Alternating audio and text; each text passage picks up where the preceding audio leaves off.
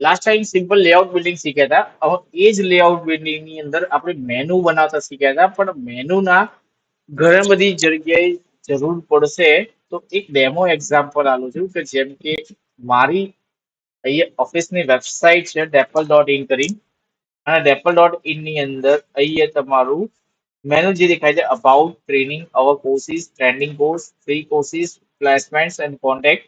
તો એમાં અબાઉટ પર કર્સર લઈ જાઉં છું તો એની અંદર સબ મેનુ ઓપન થઈ રહ્યું છે.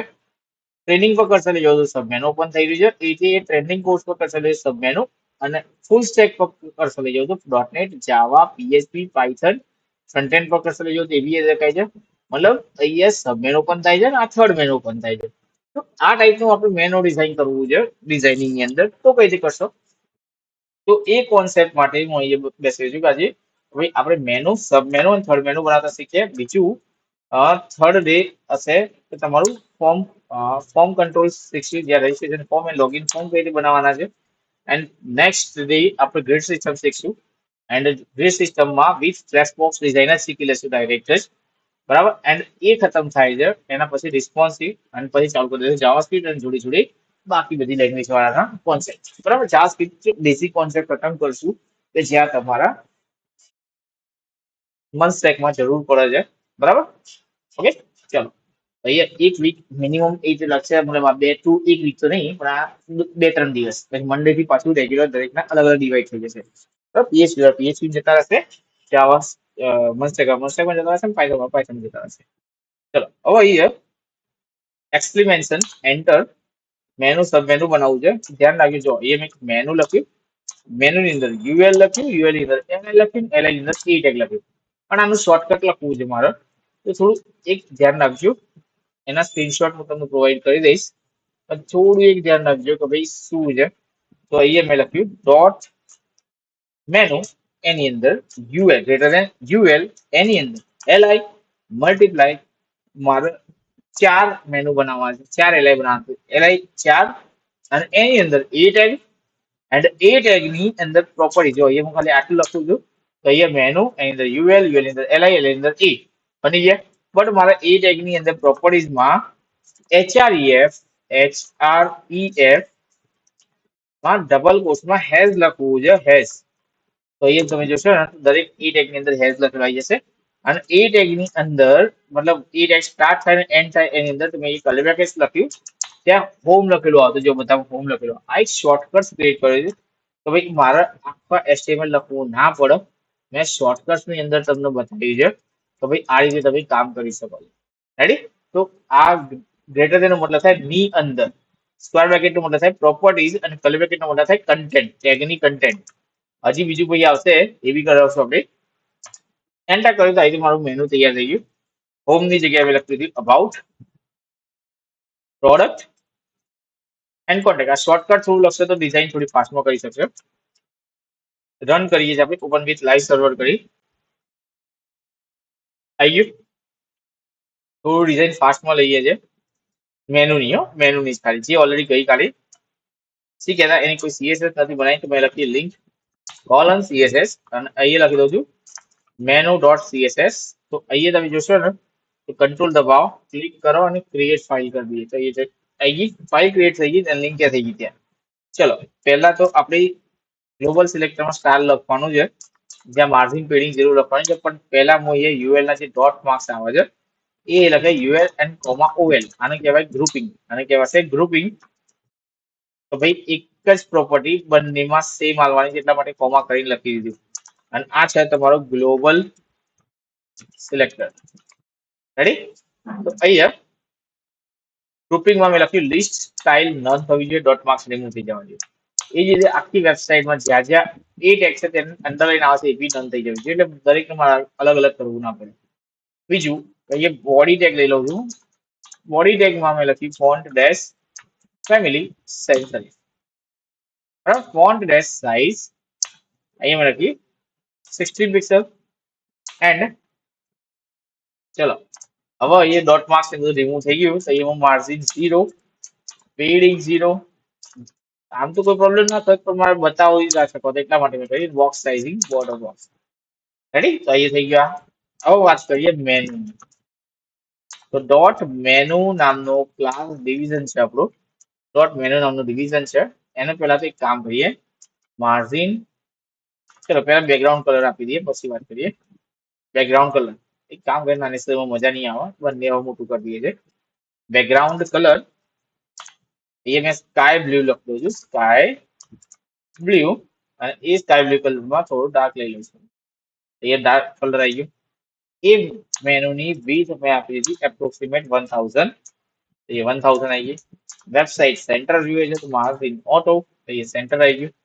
થોડું ઉપરથી નીચે જોઈએ, ચોટી ના આવવું જોઈએ તો માર્જિન ટોપ 50 પિક્સલ, તો નીચે આવી ગયું. ચલો હવે અંદર ટેક્સ્ટ દેખાતી નથી કારણ કે બ્લુ છે એટલા માટે, તો એવી સેટ કરીએ. પણ એ છે એ ટેગની અંદર, તો મારે એ લખવું પડશે કે ડોટ મેનુ યુએલ, મેનુ ની અંદર યુએલ, યુએલ ની અંદર એલઆઈ, ને એલઆઈ ની અંદર ઈ ટેગ, જે આપણે એ ગોઠવેલું છે પ્રમાણે મેનુ ની અંદર યુએલ, યુએલ ની અંદર એલઆઈ, એલઆઈ ની અંદર ઈ ટેગ.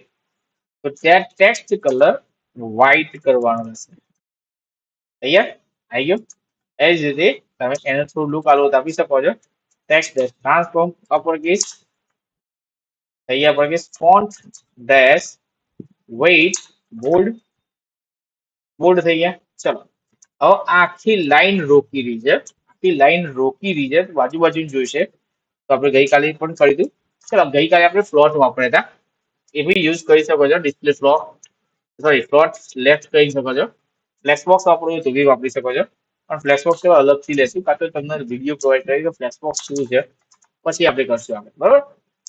અત્યારે ફ્લોટ લેફ્ટ વાપરી દઉં છું, ફ્લોટ લેફ્ટ. પણ જેવું ફ્લોટ લેફ્ટ લખી દઉં એ ગાયબ થઈ ગયું કારણ કે ટેક્સ્ટ વ્હાઇટ છે. તો પહેલા ફ્લોટ ક્લિયર કરાવવા પડશે. ડોટ ક્લિયર, તો એ ક્લિયર કરી ડોટ ક્લિયર કરીએ છીએ, તો dot clear and clear them both. ready, તો ક્લિયર ધેમ બોથ થઈ ગયા. એન્ડ ડોટ મેનુ અંદર યુએલ એન્ડ અંદર એલાઇન. ચલો એક કામ કર્યું, ઓલરેડી એ લખેલું છે ને આપણે, તો ત્યાં આપણે લખીએ display block, display block and padding top bottom 10 and left right 20. આવી ગઈ. સિમ્પલ મેનુ બની ગયું. એક હવા સ્ટાઇલ પણ આપી દઈએ આપણે એની, a dot menu UL LI a ઉપર હોવર થાય છે તો બેકગ્રાઉન્ડ કલર અહીંયા બદલાવવો જોઈએ, તો એક નોર્મલ લાઇટ બ્લુ થાય. રેડી, અને યલો કલર તૈયાર. રેડી, તો આ સબ મેનુ થઈ ગયું. આપણે આટલા સુધી તો આપણે ગઈકાલે શીખેલા જ હતા. આપણે મેઇન કોન્સેપ્ટ માટે બેસ્યા છે મેનુ ની અંદરના સબ મેનુ અને થર્ડ મેનુ, જે આપણે દરેક વેબસાઇટમાં જરૂર પડશે, દરેક પ્રોજેક્ટમાં જરૂર પડશે. રેડી, આગળ તમારા 3 મહિનાની ઇન્ટર્નશીપ આવે છે, એમાં પણ આ કોઈ પ્રોજેક્ટ બનાવવાનો છે તો બી એ વખતે જરૂર પડશે. તો એ કોન્સેપ્ટમાં થઈ રહ્યું છે, બરાબર. 3 મહિનાની ડિગ્રીના જેમ ઇન્ટર્નશીપ આવશે તમારી, એ વખતે તમારે જરૂર પડશે આની. ચલો અહીંયા મેનુ ની અંદર યુએલ, યુએલ ની અંદર એલઆઈ, ને એલઆઈ ની અંદર એ, અને એના જસ્ટ નીચે દરેક એના નીચે લખી દો. અત્યારે હું ખાલી પેલું બોક્સ પકડું છું, ત્યાં એક નવું યુએલ બનાવવું છે અને ડોટ સબ મેનુ લખવું છે. જો અહીંયા મેં એકલું સબ મેનુ કેમ ના લખ્યું એ બી બતાવી દઉં છું તમને, કે ડોટ સબ મેનુ એકલું લખી એન્ટર મારો તો ડિવિઝન બની જશે. તો મારે શું કરવાનું છે ભાઈ, યુએલ ના અંદર ક્લાસ સબ મેનુ લેવાનું છે. તો યુએલ સાથે ક્લાસ સબ મેનુ બનશે, એની અંદર મારે એલઆઈ જોઈએ છે, 3 એલઆઈ જોઈએ છે, એની અંદર ઈ ટેગ જોઈએ છે, જેની HREF HREF is equal to has and curly brackets, જેમાં મારે લખવું છે home1. તો એ જો બધામાં home1 લખી આવી ગયું. હવે આની અંદર આઉટપુટ તમે જોશો તો home1 આમ બાજુમાં હશે. તો કેમ home1 બાજુમાં આવે છે, કોઈ કહેશે? Anyone else? કોઈ કહેશે કે ભાઈ home1 કેમ બાજુમાં આવે છે? મેં home1 માં ફ્લોટ આપ્યા જ નથી, તો કેમ બાજુમાં આવે છે, કોઈ કહેશે?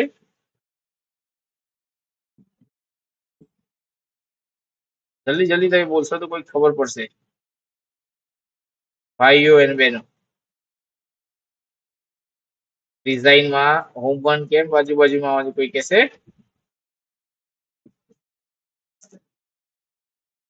તો નામ દઈ બોલે એક ના આપણે. અંજુ શુક્લા, આશીષ ગોસ્વામી, ભાગ્યેશ પુરોહિત,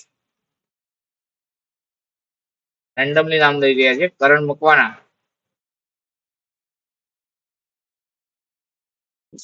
કેમ હોમ 1 બાજુમાં આવે છે?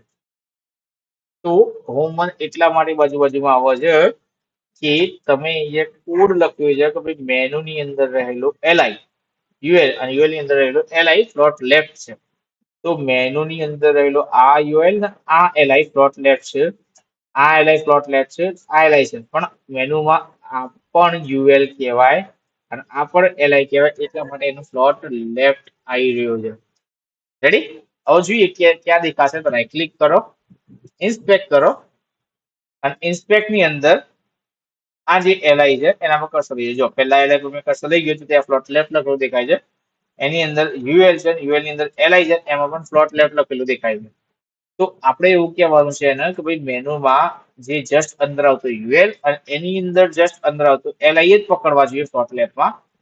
એલઆઈ ની અંદરના કોઈ એલઆઈ આવો જ તો એને કોઈ લેવા દેવા નથી. તો એના માટે મારે અહીંયા ગ્રેટર ધેન કરવું પડશે. પહેલું જે સ્પેસ કર્યું છે એને કહેવાય છે ડિસેન્ડન્ટ સિલેક્ટર્સ. બરાબર? જે અહીંયા સિલેક્શન સોરી નેસ્ટેડ રૂલના કોન્સેપ્ટ છે સ્પેસ વાળા છે એને કહેવાય છે ડિસેન્ડન્ટ સિલેક્ટર્સ.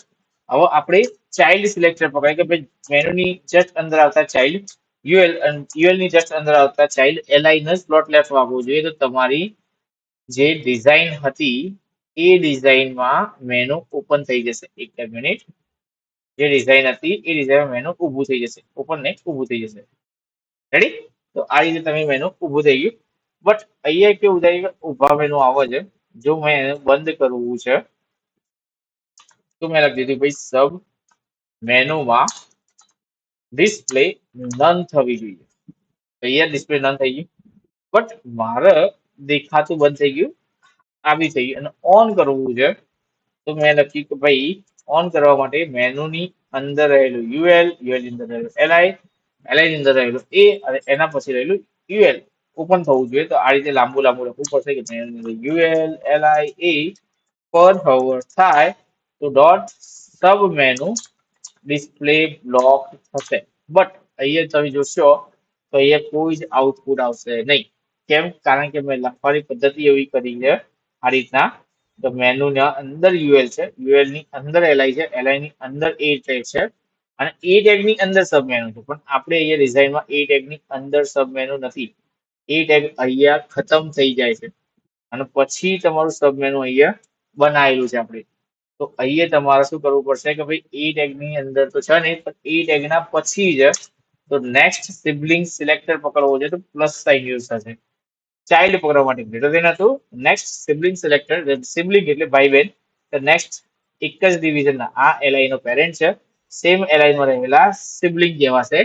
અને એમાં નેક્સ્ટ સિબલિંગ એટલે એના જસ્ટ પછીનો સિબલિંગ પકડવું છે તો પ્લસ સાઇન યુઝ કરવું. તો અહીંયા હવર કરવાથી હવે તમારું મેનુ ઓપન થઈ જાય છે. પણ જેવું મેં હોમ 1 પર કર્સર લઈ જાઉં એટલે મેનુ બંધ થઈ જાય છે. તો આનું સોલ્યુશન શું છે? તો આનું સોલ્યુશન એ છે કે ભાઈ તમે હવર સાઇઝ સિબલિંગ થી નહીં કરી શકો. કેમ નહીં કરી શકો? કારણ કે તમે હવર એનું આવી જાઓ પણ જેવું નીચે કરશે જાય એટલે એનો હવર હટી જાય છે એટલે બંધ થઈ જાય છે. તો તમારે અહીંયા એલઆઈ નો હવર પકડવું છે કે ભાઈ એલઆઈ ની અંદર રહેલું હવર, એલઆઈ ની અંદર રહેલું હવર અને એની અંદર એલઆઈ નું સોરી એલઆઈ નું હવર અને એની અંદર રહેલું સબ મેનુ ઓન થાય તો અહીંયા જો ઓપન થઈ જશે. થઈ ગયું? પણ એક દિક્કત છે આની અંદર, પ્રોબ્લેમ છે કે શું થશે. તો જેમ કે મેં એક જીટીયુ નો લોગો લીધો, ઓલરેડી હશે જ અંદર જીટીયુ નો લોગો. અચ્છા, તો એ લોગોનો મેં અહીંયા ડિઝાઇનના અંતમાં નેક્સ્ટમાં મૂક્યું ભાઈ અહીંયા આઈએમજી એસઆરસી માં જીટીયુ પીએનજી વાગે. તો અહીંયા તમે જોશો તો જીટીયુ ની પીએનજી વાગી ગઈ. મને સારી પછી મારી ડિઝાઇન નથી એટલા માટે મેં એક ફોટો મૂક્યો. હવે તમે જોશો ને તો આના પર કર્સર લઈ જાઓ તો મેનુ નીચે જાય છે, કર્સર હટશે તો મેનુ પછી ઉપર જાય છે. પણ મેનુની સાઈઝ વધી જાય. જો મેનુની સાઈઝ મોટી થઈ જાય છે અને આખું જગા રોકી અને નીચે ડિઝાઇન ધકેલે છે. એવું ના થઈ જાય. જેમ કે મારી ડિઝાઇન કોઈ ડિઝાઇન ધકેલતો ને ડિઝાઇન ની ઉપર આવે છે. તો પેલા એવું કરવું પડશે. તો ચલો આપણે એક કામ કરીએ તો ડિસ્પ્લે નન ને ટેમ્પરરી હટાવી દઈએ. ડિસ્પ્લે નન ને ટેમ્પરરી હટાવી દઈએ છે. બરાબર? અને એ હટાવ્યા પછી ઓન રહેશે. હવે આપણે એમાં કહીએ પોઝિશન એબ્સોલ્યુટ. પોઝિશન એબ્સોલ્યુટ નો મતલબ થાય કે ડિવિઝન યા ડિઝાઇન જ્યાં ફરવું હોય ત્યાં ફરવાની પરમિશન આખા વેબસાઇટમાં. તો જો જેવું પોઝિશન એબ્સોલ્યુટ થઈ ગયું તો મેનુ ઉપર આવી ગયું, ફોટાના ઉપર, ફોટો એના પાસે જતો રહ્યો, સબ મેનુ ઉપર આવી ગયું, સોરી. બરાબર. અને જોડે જોડે કલર એટલા માટે દેખાતો નથી કે પેલો જે કલર હતો એ મેનુ નો હતો, તો મારા સેમ કલર એ સબ મેનુમાં હું આપી દઈશ તો એ કલર થઈ જશે. જોડે જોડે થોડી પ્રોપર્ટીઝ લખી દઈએ કે ભાઈ બાય ડિફોલ્ટ એની વિથ 120 પિક્સેલ રાખવાની છે આપણે. એના જે ટેક્સ્ટ છે એ એલિમેન્ટ સેન્ટર કરવાના છે. રેડી. હવે પોઝિશન એબ્સોલ્યુટ આપી છે, પણ જેવું પોઝિશન એબ્સોલ્યુટ આપશો એટલે 4 પ્રોપર્ટી ઓન થઈ જશે. 5 થાય, left, right, top, bottom and Z index. આ 5 પ્રોપર્ટી ઓન થઈ જાય જેવું પોઝિશન એબ્સોલ્યુટ આપો તો. અત્યારે હું 4 સમજી શકીશ, ઝેડ ઇન્ડેક્સ જ્યારે જરૂર પડશે ત્યારે સમજાવશું. તો અહીંયા લેફ્ટ 0, તો જો બોક્સ આખું લેફ્ટ 0 જતું રહ્યું. કયું? બોડીના લેફ્ટ 0, પેરેન્ટ નહીં, બોડીના. બરાબર. એ જ રીતે મેં લેફ્ટ ની જગ્યાએ મેં રાઈટ 0 લખવું છું, તે આખે આખું રાઈટ 0 જતું રહ્યું. એ જ રીતે મેં ટોપ 0 લખ્યું તો આખે આખું ટોપમાં જતું રહ્યું. એ જ રીતે મેં બોટમ 0 લખું છું તો આખે આખું બોટમ જતું રહેશે. પેરેન્ટ એટલે બોડી ના થાય છે, પણ મારા લેફ્ટ 0 જે છે એના પેરેન્ટ ના લેફ્ટ 0 ગણવું જોઈએ, બોડી ના નહીં.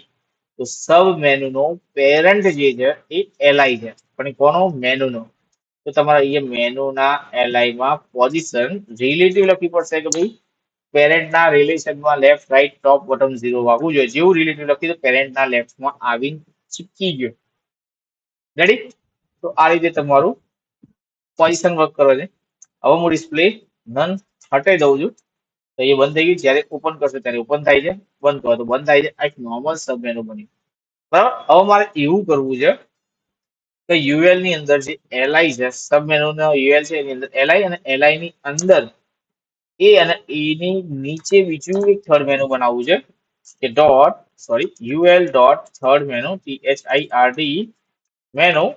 એની અંદર એલઆઈ જોઈએ છે, એબી 3 જોઈએ છે, મલ્ટીપ્લાય 3, એ ટેગ જેના સ્ક્વેર બ્રેકેટમાં HREF is equal to double કોટમાં હેશ એન્ડ કર્લી બ્રેકેટ. એ મને કહું છું હોમ નંબર 2. અહીંયા તમે જશો, સોરી, અહીંયા એન્ટર મારવાનું રહી ગયું આપણો, એન્ટર. અહીંયા તમે જશો તો હોમ 2, હોમ 1 ના, હોમ 1 જે પહેલું છે એ એક કામ કરીએ, અહીંયા હોમ 1 લખી દઈએ, હોમ 1 એટલે ખબર પડે હું બોલ્યું તો બી 2 અને 3. તો એ જો હોમ 1 જે છે હોમ 1 ના નીચે આવે છે, 2 અને 3 નીચે ખીસી ગયા, આની અંદર બનાવી છે એટલા માટે. પણ મારે એવું કરવું છે કે ભાઈ આ આખે આખું બહાર લઈ જવું જોઈએ, આમ બહાર લઈ જવું છે. જે મેં તમને એક ડેમો બતાવ્યો આના જેવું છે, આમ લઈ જવું છે મારે આખું. તો શું કરશો? તો પેલા તો આપણે જે સબ મેનુ ઓન ઓફ થઈ રહ્યું છે એને ટેમ્પરરી બંધ કરી દઈએ એટલે ઓપન જ રહેશે. બરાબર. હવે થર્ડ મેનુની પ્રોપર્ટીઝ સબ મેનુની પ્રોપર્ટીઝ જેવી આપી દઈએ છે. તો અહીંયા થર્ડ મેનુ .phird મેનુ, અને એની અંદર પોઝિશન એબ્સોલ્યુટ ની બધું આલ્યું છે. બરાબર. જેવું પોઝિશન એબ્સોલ્યુટ આવશે એટલે પાછું આ થશે. લેફ્ટ 0 અત્યારે કાઢી દઉં છું, પછી જોઈશું. બરાબર. તો અહીંયા હોમ 1 એ હોમ 2, 3 ના ઉપર આવી ગયા. હવે થર્ડ મેનુની પોઝિશન એબ્સોલ્યુટ આપો છો તો એનો પેરેન્ટ કોણ છે? તો એ જે છે એ આ એલઆઈ, એ એલઆઈ કોણ છે કે સબ મેનુ નો. તો સબ મેનુ ના પેરેન્ટ, સબ મેનુ ના અંદર એલઆઈ જે છે એ પેરેન્ટ છે, તો પોઝિશન રિલેટિવ હોવી જોઈએ. તો જો ઉપરા ઉપરી દેખાશે. રેડી. હવે હું શું કરીશ ને કે ભાઈ લેફ્ટ થી તમે જેટલી વીથ આલો છે એટલું મૂવ થઈ જવું છે, 120 પિક્સેલ બહાર આવી ગયું. પણ આ હોમ 1 એ આની અંદર બનાવી છે તો એની લાઈનમાં દેખાવું જોઈએ, આના જેમ કે ભાઈ આની અંદર બનાવી તો આના લાઈનમાં દેખાય, આની અંદર બનાવી તો આના લાઈનમાં દેખાય, આની અંદર બનાવો તો આના લાઈનમાં દેખાય, એવું દેખાવું જોઈએ.